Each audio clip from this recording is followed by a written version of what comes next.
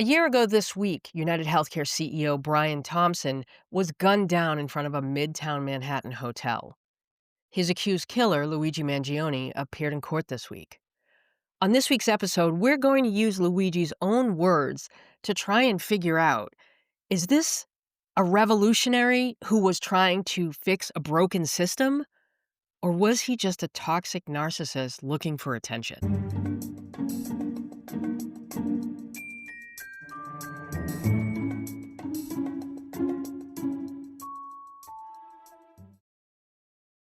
Welcome to Character Analysis, the podcast where I play internet detective and armchair psychologist and try to figure out why people do the crazy, ridiculous, and sometimes disturbing things that they do. Jack Fox of the podcast Never a Truer Word. I came across your podcast while searching for forensic linguistics and statement analysis. This is something that I've always been fascinated in, especially with different cases, different true crime cases like the John Benet Ramsey case, the O.J. Simpson, that apology letter that he wrote. I've always been fascinated by words. I used to write an advice column, and I learned very quickly that the meat of the question, the real heart of the story wasn't in what they told me, but what they didn't tell me and in their word choice. Can you just introduce yourself a little bit? Tell everybody how you got into statement analysis and what statement analysis is. Hi, well, I'm Jack Fox. I run the Never a Truer Word channel. And yeah, just like you, I get into statement analysis because I was just fascinated by words and in so many different ways. I used to work in radio where all you have to communicate with are words. And I started learning about how we could use words to be persuasive, to get people to take action, and to create an image of ourselves as well. So I learned how to use words, I hope always ethically, but to have a maximum impact on people. And over time as well, I did some, very much like you were talking about your agony column there, I did some hypnotherapy work as well. Again, that's very much about getting words to really influence someone, but Mhm. also listening to what people's problems were. And just like you said, they are in the bits in between the words, the things that are unsaid. And if you learn where to spot where those things are unsaid, it can be tremendously powerful as well. Then I started kind of reverse engineering that because I realized we're all playing the same game. I was doing it quite deliberately, but so many people were doing these things without really thinking about it, using Mhm. persuasive tactics, hiding things in their words. The biggest thing for me is that people stick to the truth wherever possible. They don't actually, the number of times you're lied to, outright lied, like someone saying the sky is green or something like that, are few and far between. Actually, people prefer to speak the truth, but if there's something they don't want to deal with or don't want to mention, then they won't mention it at all. They'll just hide it away somewhere in the background. So I started to realize I could reverse engineer the things I was doing to gain influence and to understand where others were trying to influence us. Just like you, I find that the true crime and people in the news is just a fertile ground for spotting those sort of deceptions. The case that I want to talk about today, we're coming up on the 1-year anniversary of it, which is the Luigi Mangione Brian Thompson case. And just as a refresher, on December 4th of 2024, the CEO of UnitedHealthcare, Brian Thompson, was gunned down on his way to a conference that UHC was having for their investors. And it was early in the morning, around 6:45 AM, and little by little, we got little pictures here and there, but we really didn't have a face until on December 9th, 5 days later, someone named Luigi Mangione was arrested at a McDonald's and was charged with this murder. And I will say allegedly, just to play it safe. But with Luigi, we have kind of a treasure trove of writing Yes. that we don't have with Bryan Kohberger, that we don't have with a lot of suspects. And the first thing that I watched of yours was when you went through Luigi's what they called a manifesto, which was actually just a letter that he wrote. Yeah. And I wanna pull that up and share the screen for us for a second. So this finger quoting manifesto, it's a letter. This was first published by a journalist named Ken Klippenstein for Substack. And we'll quickly go through the letter because I think it sets the tone for what we're about to talk about, because I've sent you not only his journal entries that they released over the summer, but many of the letters that he's been sending his supporters.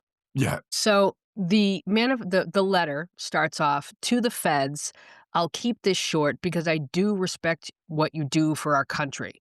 The first thing that jumped out at me, and you noticed it as well, he addresses them as feds, not federal agents, not agents, feds. That's slang. It's almost an insult. Yeah, it's not a term of respect, is it? I'm fascinated by things like this because he clearly doesn't respect them. Right? He's Yes. he's talking down to them. But what I said at the beginning about the language of influence and persuasion, this I'll keep it short because I do respect what you do for the country. It's this kind of like social engineering, isn't it? You know, like it's getting off on a good foot. I'm going to Mhm. tell you that I respect you so that I break down some barriers or, some suspicion you might have of me. And I'm going to tell you, I respect you. He does the same thing in the letters he writes from prison as we'll come on to about He in sure a bit. does. He sure does. To save you a lengthy investigation, I state plainly that I wasn't working with anyone. This, too, to me, has always felt like an insult. To save you a lengthy investigation, you're never going to figure this out, so I'm going to help you here. That's what I hear. I Yeah. state plainly that I wasn't working with anyone. He loves his qualifiers, he loves his intensifiers, and he wants to make sure that they know I did this myself. But That's also, I think they're kind of are the agents, are they gonna sit there and go, "Oh, well, we were going to look for other people, but now Luigi says he stated plainly he wasn't working with anyone. We'll call off all those investigations." So is there a bit of simplicity there in the guy? I think he overestimates his own abilities sometimes. exactly, exactly. Let's see. This was fairly trivial, some elementary social engineering, basic CAD, and a lot of patience. The spiral notebook, if present, has some straggling notes and to do lists that illuminate the gist of it. My tech is pretty locked down because I work in engineering, so probably not much info there. The amount of trivial, elementary, basic, this was so easy for me, Yeah, right? yeah, this I'm so smart. This was, and it's that repeated it's almost like beats there. Fairly trivial, elementary social engineering, basic CAD. It's like this was just I really want to get across to you how simple this was to me, how easy I found all of this. That suggests to me someone who's very full of their own importance or someone who really feels a need to persuade, and I think words like fairly, and elementary, but that need to persuade, how Mhm. clever I am that I found this fairly trivial. Agreed. But here's what I love the most. The notebook, if present, and I've still never figured out what that meant. What does he mean, if present? Has some straggling notes and to do lists that illuminate the gist. Straggling gist notes to do. I mean, just the way he taught. This is a plan to murder somebody, right? This is a plan that he has to upend an entire industry. And he's saying, well, you'll get the gist of it, Yes. right? Yeah. The other thing is here, by the way, I am always a big believer in the first things we say really set a tone and reveal someone's thought process. And none of this, and he hasn't actually called it a manifesto, it has been dubbed a manifesto by people, but none of this sets out his reasons for doing what he did, which surely, if you've done something as dramatic as kill a CEO or kill anyone but kill a CEO, that should be the priority. But his priority is saying, look, how clever am I? This was all really trivial to me. Let's see. I do apologize for any strife or traumas, but it had to be done. Frankly, these parasites simply had it coming. And then this line, a reminder the US has the number one most expensive healthcare system in the world, yet we rank roughly number 42 in life expectancy. United is the indecipherable largest company in the US by market cap, behind only Apple, Google, Walmart. It has grown and grown, but has our life expectancy? No. Now, you pointed out something fascinating here. He lifted one of these sentences from an article from The Guardian that was Yes. published after the murder. Here's this brilliant guy, right? And he essentially plagiarized somebody, a line This from is the article. this is what I love about looking at someone's words because, yeah, he lifted this from The Guardian, And if we when we come to look at the letters, he loves quotes and he responds to people that send him inspirational quotes. He once had 200 quote list of his top 200 quotes. So for all he wants to say, how brilliant am I that I did this? He seems to be really impressionable in that he soaks up information and accepts it or reflects it back out there again without any original thinking of his own. Again, that to me was so fascinating because here's this guy who's supposedly so smart, and yet he's using other people's words. And he's got a really great grasp of the language, which we'll talk about it with some of these letters. But in any case, let's see. The reality is these mafioso have simply gotten too powerful and they continue to abuse our country for immense profit because the American public has allowed them to get away with it. There's blame there, right? He's blaming the American public. Yes, yes. Go ahead. I would just it is, it's not my fault. This is, very classic. I am a blameless actor in all of this. It was the healthcare company's faults for being, so large and not operating well, and the American public's fault for letting them get away with it. But me, the guy, alleged killer at the center of it, none of this is my fault. It's all other people's fault. Almost like, "Hey, Mhm. look at me. I'm Batman, and I've come to sort this out." Right, right. Obviously, the problem is more complex, but I do not have the space, and frankly, I do not pretend to be the most qualified person to lay out the full argument, except, sir, you were pretending to be the person. Sir, you were. I I That's what this whole thing was, wasn't it? You yeah, were pretending to be the person. watch that word obviously. When someone tells you obviously, they're trying to convince you of what they say. Because why do you feel the need to point out that the thing is obvious? The sentence would mean the exact same if he didn't use it. If he just said the problem is more complex, the meaning would Mhm, be the exact same, but he has to say obviously, which is convincing. Obviously, the problem is more complex, but and if it's obvious to me, if it's not obvious to you, then you must be a little bit dimmer than me. You must be a little bit less qualified than me. I've got the mhm. status here to tell you the problem is obviously more complex. But it's so obvious that he can't be bothered going into it. Right? It's just too involved, I can't be bothered. Well, what else are you gonna do? Yeah. Sir, you're riding around in a bus for 5 days. What else are you gonna do? Mm. I would think you would have thought this through. Thinking things through is not his forte, as we'll see when we look at something that he did in prison. Right? Let's see. But many have illuminated the corruption and greed, e.g., Rosenthal Moore, decades ago, and the problems simply remain. It is not an issue of awareness at this point, but clearly power games at play. Evidently, I am the first to face it with such brutal honesty. He absolutely is not, Well, he's not because he said Rosenthal and Moore did it decades ago. right? He absolutely, I think he's referring to, well, I'm the first person to actually take somebody out because of it. Again, sir, no, you are not. Uh, um, Historically, no, you are not. and clearly, power games at play clearly is the exact same as obviously. Doesn't need to be there, but he's again trying to increase his status in the conversation by saying it's clearly power games are at play. I understand this. If you don't, maybe you're just a little bit beneath me. But because I'm telling you it's clear, then you should come up, rise up, and accept my point of view here. Right. The overuse, because I believe he uses simply twice, simply, clearly, evidently, obviously. He really does like these sort of illuminating words where he's telling them, like you said, "This is so obvious. How is this not obvious to you?" Yes. He also you said he likes illuminating words. He's actually used the word illuminate twice in this, manifesto. So, at the very beginning, he said, "To-do lists illuminate the gist of it, and many have illuminated the corruption and greed." So, it's obviously lighting things up, shining a light on things is obviously a concept that is important to him. Yes, and also, the fact that he's repeating these words. When you do that, this feels more like a conversation rather than a written bit of communication. And that's great for me because the words you repeat let me see who you are, what's on your priority list inside your head, how you see the world as well when people talk in that. So this is, I think, is quite free form. So for someone, yeah, who does seem quite good with words when he wants to be, this seems to have been written, and this is almost like the first draft, and the first draft is good enough there. But that's great for me because the words we repeat really let me see who someone is as a person. Okay. Now, would you like to move on to the letters or the journal entries? Oh, should we do the letters? Because I feel like the letters have a lot in common with this W manifesto. we're going to start with a letter that Luigi wrote to a mother.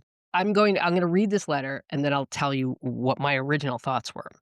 "Dear Karen, your letter is the first to make me tear up. I am so, so sorry for what you and your daughter so senselessly had to endure. Pictures sent via mail are photocopies in a blurry black and white. But if you use Free Prints, which is an app, you are able to send one in color. It requires my address and registration number, which he provides. If you are able to send a photo of you, your daughter, or the mosaic, it would mean a great deal to me. I will put it up on my prison cell wall next to your letter. Your daughter is blessed to have a mother who loves her so much and fights for her so relentlessly. Best, Luigi Mangione." Let's go to another letter that he wrote, something else that he wrote to a mother a few months later. Let's read what he wrote to her.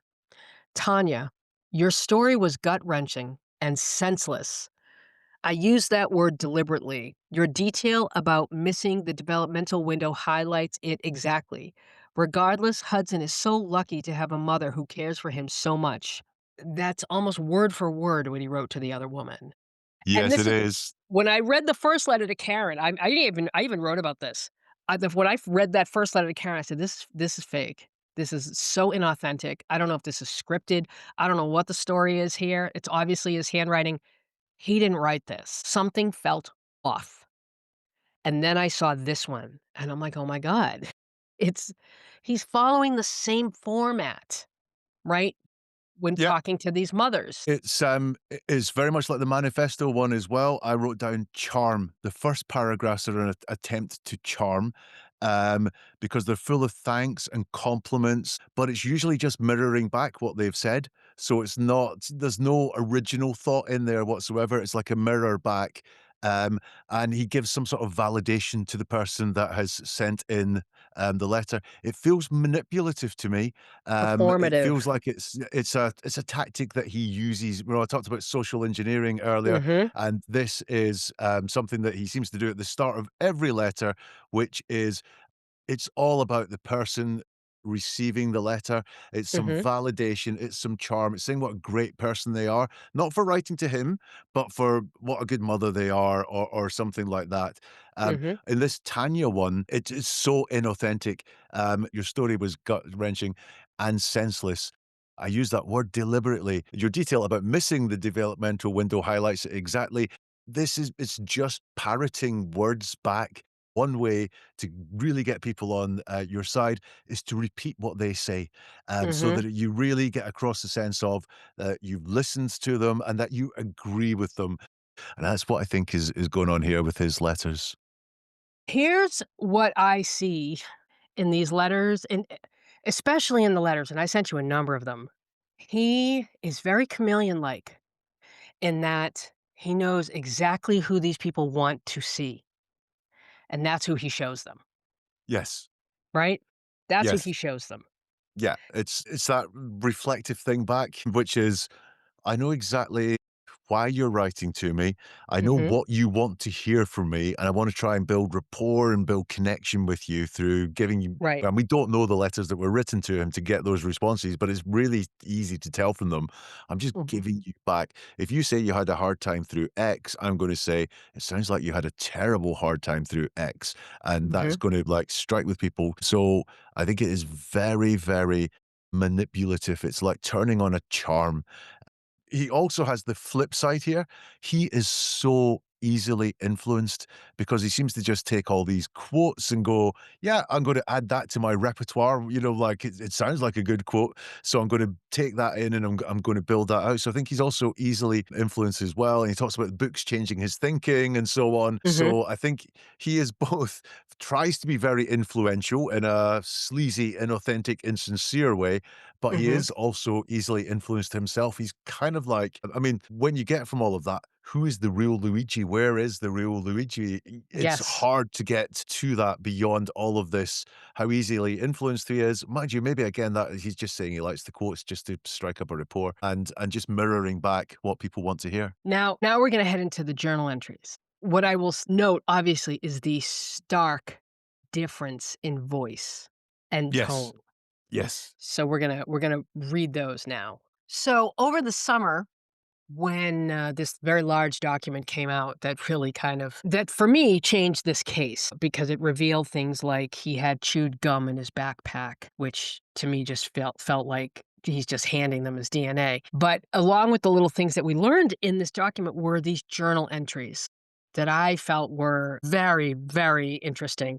And you are going to be so gracious as to read them. Okay, so the first one was written on August 15th, and he says, is it 1 month? Is it SF? Is that San Francisco? Because it kind of comes and goes in terms of faintness here. Crazy slow, lack of urgency, lack of routine, slash sleep schedule, slash exercise. C spiral, RE catch 22. So you can see just from that very first paragraph a real different energy from these letters and this breezy style that he had. A slightly, felt like everything was written with a bit of a smile on his face in the 27 things to celebrate about me. But the energy here is completely different. You'll Mhm. notice this was all written before he became infamous. So I Mhm. wonder if this is more the real person that we're hearing from here. Just like you, I can't diagnose, but this read to me like someone with depressive tendencies, crazy slow, lack of energy, lack of routine, sleep Foggy. schedule, exercise. He mentions foggy Mhm. later. Yeah. Mhm, very disjointed. It's very disjointed. As someone with depression, I can say when you're having one of it sort of when you're in the brain fog, I have ADHD as well. That brain fog, your thoughts really are very fractured and disjointed, and that's what I immediately picked up on when I started reading this. That said, I finally feel confident about what I will do. And this is every word we choose has a meaning and has a reason for being there. And it's the word finally that jumped out there. I finally feel confident about what I will do. So I don't know this guy at all. I've never met him. I haven't studied him very much. But with that word finally, is telling us that leading up to this journal entry, he didn't feel confident about what he was going to do. He was, whatever, grasping for what it was he should do, or thinking, is this the right thing to do? Or maybe he had maybe 10, 15 things and he was trying to narrow them down to one. But we can see he was never just this sure person on a mission to shoot this CEO. He had some thoughts in his head about how am I going to achieve the aims that I want to do, and now he's finally zeroed in on one of them. The details are finally coming together. And I don't feel any doubt about whether it's right, justified. Now, when people tell us what isn't happening, what isn't the case, it very often is the case because for us to mention it, it must be somewhere in our mind. So for him to say, I don't feel any doubt is to say that he has doubt somewhere, that doubt, the concept of doubt is in his head. For example, I talked to someone this morning about coming on to record this with you. I didn't say to them, I don't feel any doubt about doing it at all because I had no doubt. I was looking forward to this. This was something I was really looking forward to. So the fact of saying I had no doubt about coming on this podcast didn't enter my head. So for it to enter his head, for him to think that it's worth mentioning, I believe there is doubt about whether it is right slash justified. Carries on. I'm glad in a way that I procrastinated because it allowed me to learn more about UHC, which is United Healthcare. Just like with the manifesto, doesn't tell us what he learned. Doesn't tell us whether it was good or bad or disgusting or anything like that. It's just there is a real lack of detail. And I've read his manifesto, I've read his journal entries. I'm no clearer on why he did what he did, bar not liking United Healthcare. But I Mhm. don't know why he didn't like United Healthcare. I think he says it's something MD. Now, I don't know if it's my MD or AMD, would have been an unjustified catastrophe that would have be perceived mostly as sick, but most importantly, unhelpful would do nothing to spread awareness slash improve people's lives. So I think this is him talking about one of the things that he thought of doing, which was something, I guess, to an MD. And he talks about why it wouldn't have been good and it's how it would be perceived. So Mhm. this is not about, what it would achieve or not achieve or what it would do for his cause or hold back his cause. It's about how people would think about it, which is really what I think is very important to him. How do other people think of him? And it would do nothing to spread awareness slash improve people's lives. When we list things, the order we list them in is always very revealing. And you'll notice that people improving people's lives comes second and after spread awareness, which again is about being known. It's about, people realizing who you are. And that was obviously in his writing there, in his ordering. That's the priority for him, spreading awareness, being known. And then after that comes improving people's lives. He then says, I'm feeling foggy, which we've spoken about, so I can't write with speed and clarity and confidence, which is, he said earlier, he feels right and justified and ahead of things, but now he feels that he can't write with confidence. But these ideas have been something around for the last few days, and I want to write them down. Yes, floating around, and I want to write them down. The target is insurance. It checks every box, I think is what he says at the end of that there. Then the next one is on the 22nd of October, and it says 1.5 months. The investor conference is something windfall. A true windfall. True windfall. It embodies everything wrong with our health system. And most importantly, the message becomes self evident. So we have just this repeating theme from him again. Number one, he doesn't tell me what is wrong with the health system. This just embodies, the conference embodies everything wrong with our health system. You might read it and think, yeah, look, there shouldn't be investors in healthcare. There shouldn't be investors in making people well and so on, of which is a legitimate discussion to be had. But he doesn't say that. He doesn't finish off the thought. He doesn't, square off what he's saying. And this time he is a sort of reverse. Embodies everything wrong with our health system. And most importantly, so now he's actually signaling the most important thing is the message becomes self evident. So, message, self evident. Again, it's about getting out there and becoming known for what he's doing. He then moves on to something a bit more conceptual. The problem with most revolutionary acts is that the message is lost on normies. For example, Ted K, which means the Unabomber there. So we have again this sense of grandeur in him that the message is lost on normies. I'm setting myself apart from that. I'm not a normie. Right? I need to do But, something that normies will get. also, normies is also a term often used by people who are neurodivergent, Really? talking about Ah. neurotypicals. I say that as somebody neurodivergent. That is a term that they often use to describe neurotypicals. Right.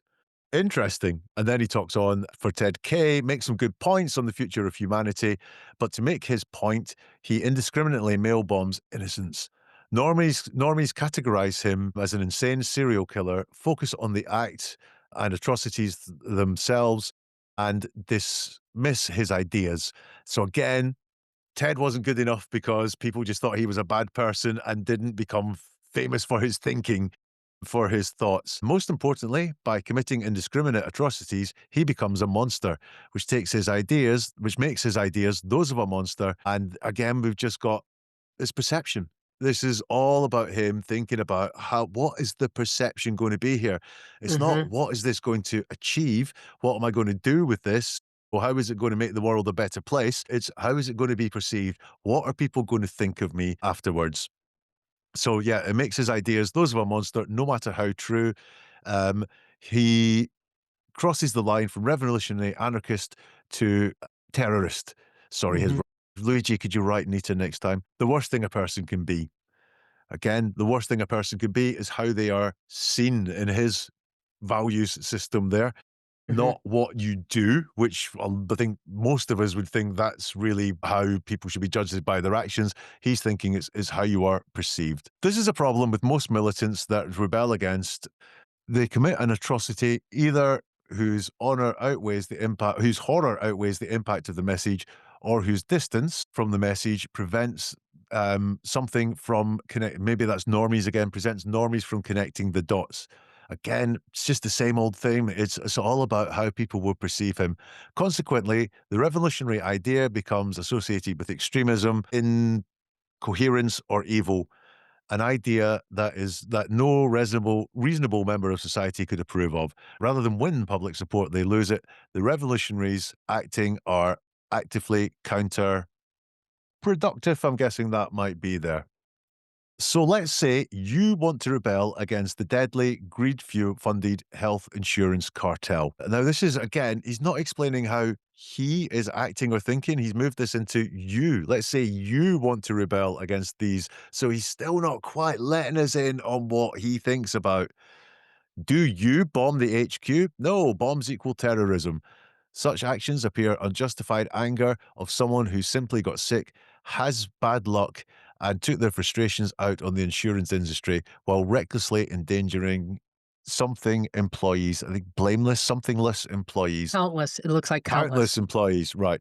So again, here, he hasn't really let us in on his thinking. I noticed that he uses cartel here, and in his manifesto, he says mafioso.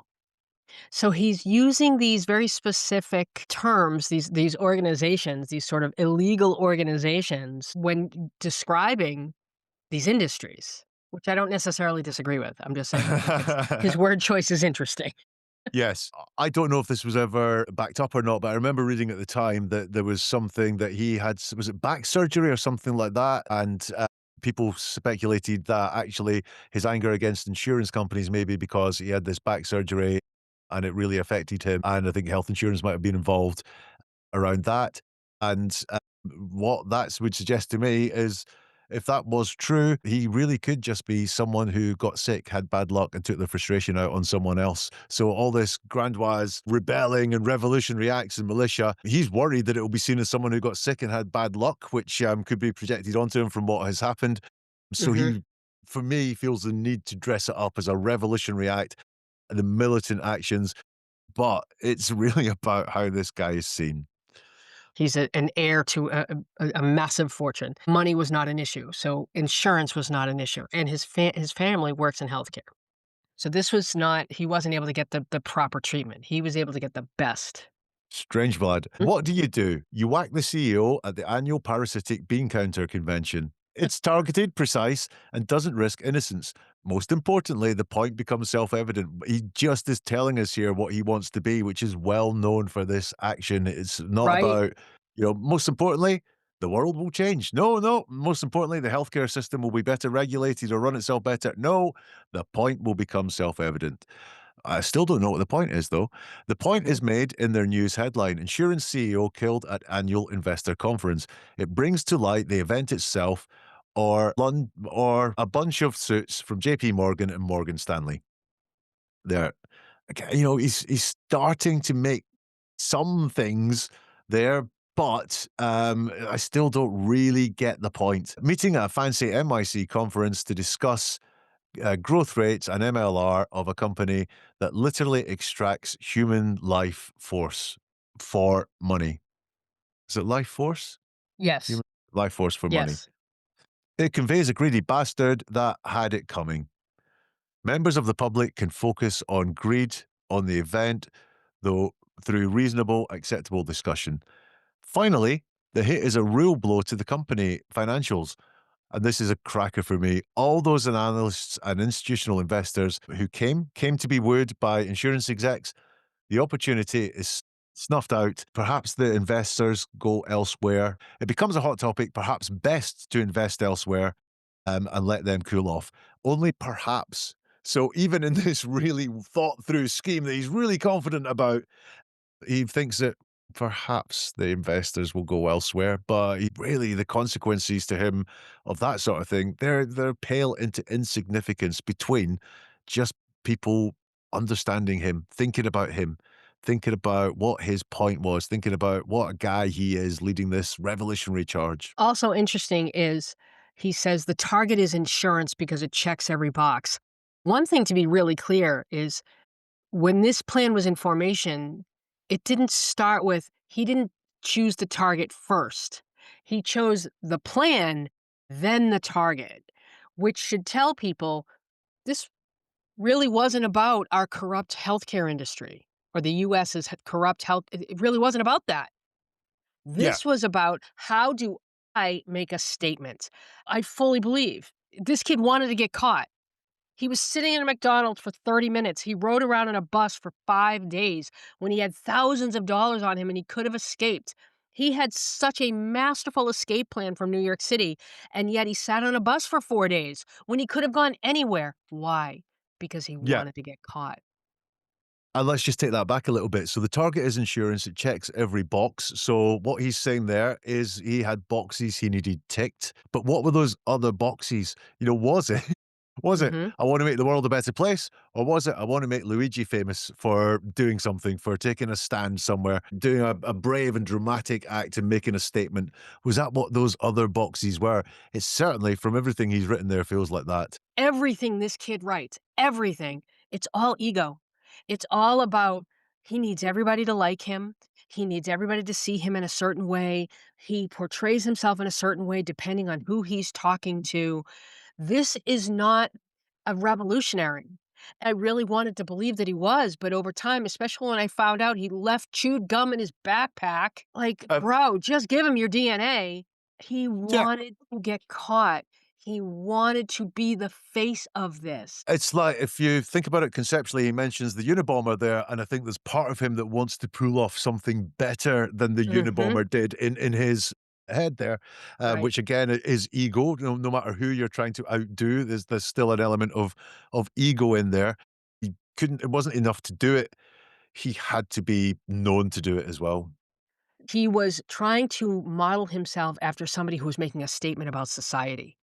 Yeah. And I think he used Kaczynski as a blueprint and said, how do I improve upon this? Yes, I think absolutely that ego was there. But as Mhm. I've said, and this is my biggest gripe with him, I think the fact he shot someone is probably my biggest gripe with the guy. Right. But I don't know what he believed in. And I know a lot of really vile terrorist acts where I could at least tell you what the person perpetrating it believed in. I don't have to agree Mhm. with it. I don't have to think they went the right way around expressing their point of view, but I know what they believed in. Um, with him in his writing, that's not apparent at all. Not at And all. for me, if you authentically, it's the only way you can experience something. So if you experience something or you feel something, you can put it into words, you can verbalize it really, really easily, really succinctly, really cleanly, because it exists in a part of you where you're just in touch with, in tune with, and you can get those words out very, very straight. And Mhm. if you don't, if you're making it up, if you're pretending to have a feeling that you don't feel, like Luigi's letters where he's saying, "Oh, you're just the best mom ever, and, you've just gone through such a hard time." You're carrying out an act of terror for some cause you don't really believe in. The words don't come authentically because you don't feel it or you don't believe in it or you haven't experienced it. And that's where we see, I call it not finishing off the circle. And as humans, we're terrible for finishing off the circle and going, "Oh, he hasn't said that, but I know what he means." Mm. Actually, we should stop at, "He hasn't said that, so we shouldn't assume it's true." Agreed. Even in his writing, he's very careful not to explicitly say what he's going to do. He doesn't say, "I am going to murder this person." He alludes to it, but even with the manifesto, this had to be done, Yeah. right? He doesn't say what he did, he alludes to it. This kid, very much like Brian Kober's, there was a great deal of planning that was involved. Just while you were talking there and saying, he doesn't actually say, "I'm going to murder the CEO," I noticed he says, "What do? You whack the CEO at the convention." And he mentioned the feds earlier in that, in his manifesto. Both of those terms are very out of character for the way he writes. It's sort of mafioso, but I would think of him more as movie language, like, "Yeah, he's gonna get whacked," Right, or, "The feds are on our tail," or something like that. and keep in And he's mind, brought that in. he's Sicilian. Now, I'm Sicilian. I know my people. Mafioso, snuffed, hit, whack. These are we don't really say these words, right? Yeah, Like, this is Sopranos level dialogue, yes. right? This Yeah. isn't real. This isn't how And we really talk.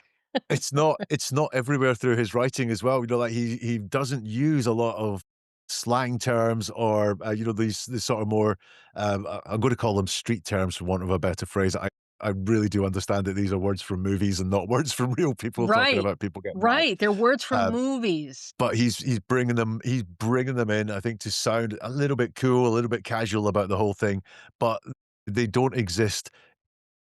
He's Yeah. trying to write like a hitman, Luigi Luigi. becomes whoever it is he wants to be at the time. Eh, I think a lot of this with him is manipulative. I think this is his sort of social engineering thing of, I am just going to appear to be who I need to appear to be in the situation I'm in so that I get what I want to get out of it. But that must be a really hard way of living because your authentic self is nowhere to be seen. And I'm sort of second guessing here, but why would you not want your authentic self to come out? this is But someone who is trying to figure out who he is. you'll notice actually for someone with such a big ego, he doesn't actually tell anyone any good things about himself. Mhm, All the good things he says are how he complies with people, mhm. or is nice to people. Doesn't he really, so we had that in the manifesto was implied goodness of this is some basic this and some elementary that, rather than saying something like, I'm very good at tech security, therefore you'll find it really hard to get in my files, and just being able to say what you're very good at. And most people can really easily say what they're very good at. So lots of people have confidence problems, but and that's not necessarily, a technical thing. It could be, I'm very good at making lasagna, Right. or people don't have a problem saying some of the things they're very good at, but he does. He does not have anything good to say about himself at all. It's all this that Posturing. It's yes, posturing. that's around him. Absolutely.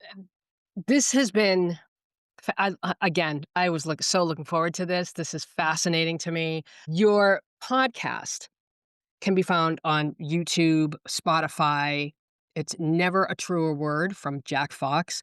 What are your socials? If Mhm, you just go online and search for Never a Truer Word, my stuff will come up, very near the top, mhm. and you'll be able to find me there, and I am across all the socials if you wanna get in touch. Say hello! Say hello and make sure to subscribe to his YouTube page. Do you have a Patreon page? No, I don't. You can become a member on YouTube, though, so if you become a member to my channel on YouTube, you'll get exclusives, and you'll get regular episodes earlier than everyone else. Statement analysis is such a great skill for people to learn. Yeah, and that's what I try and do in my content is look, what I wanna do is make sure I'm dropping hints and tips, so that people can just see the world and the words around them that little bit differently. I hope from this one, look for people finishing off that circle. Don't assume what they mean, just say, "Did they finish saying it, or did they just leave it dangling in the air?" And I'm assuming what they mean. I think it would be the one I'd want people to take from this. That and what are some signs that you're dealing with, someone with a lot of narcissistic tendencies, someone who's very egocentric, um, someone who is they're not being their authentic self? Yeah.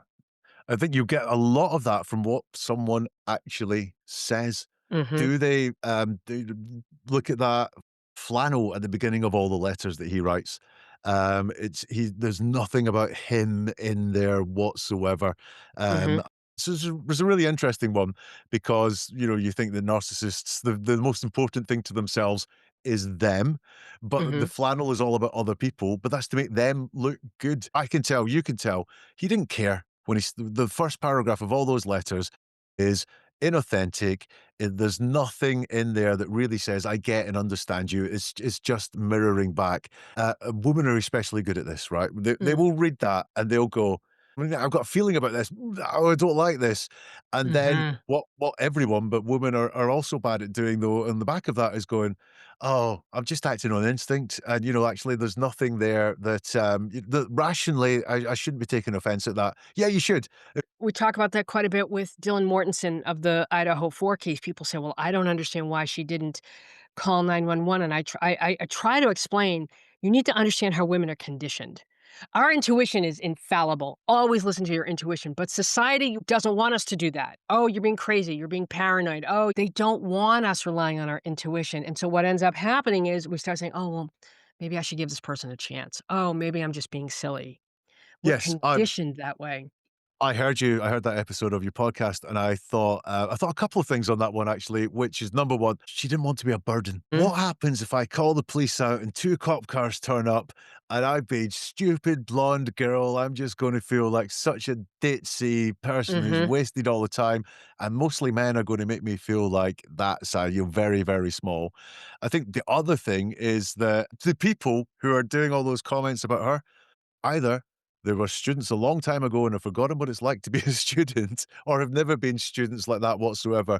A whole correct. lot goes on. It's a crazy time in your life. Yep, These girls, I think most of them were they like weeks away from leaving home, like they were, not really there whatsoever. My God, they were starting to navigate their way through the world with all these things that are like, is this normal in adult life? Is this unusual? And so, they were at that age where it's just like, I don't quite know what the right thing is to do here. mm, All these folk going, "Oh, these girls, and oh, that's suspicious," and it's like, it's really not.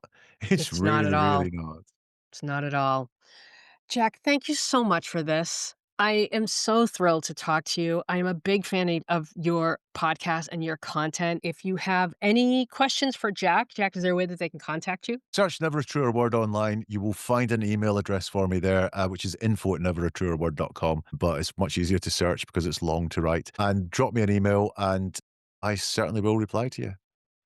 Great. All right. And if you're not following character analysis, make sure you are across all platforms at My Character Analysis.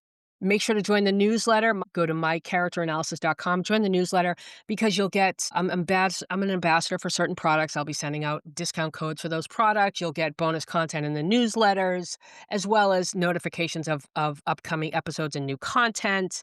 Subscribe to my Patreon so that you can get the bonus content, the bonus video, the bonus podcast episodes. That's patreon.com/mycharacteranalysis. Jack, thank you again. And I hope to talk to you again soon.